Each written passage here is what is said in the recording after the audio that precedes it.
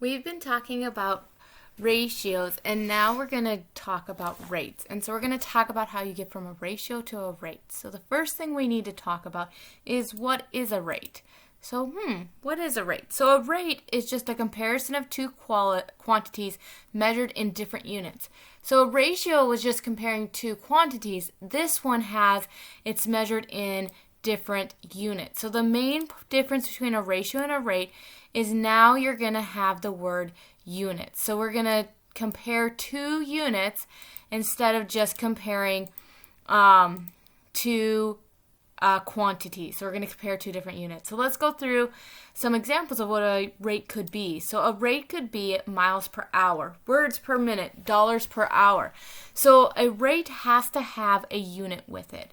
A ratio is just two numbers you are comparing, and so that's the difference. So let's go through the notes. So a unit rate. What is a unit rate? So a unit rate is a rate with a denominator of 1.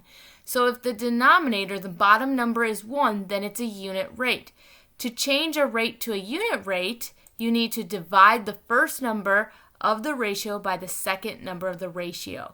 So that is what a unit rate is. As long as it is a denominator of 1, you have a unit rate. So let's actually look and see how it's written.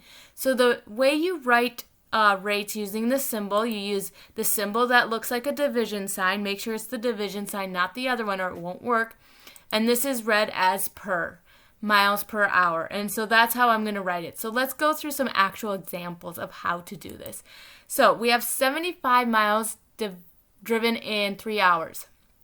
Now, if you remember, my example up above was miles per hour. So whenever you have a problem like this, you're going to do the miles divided by the hours. So we're going to do 75 divided by 3, and you get 25 miles per hour.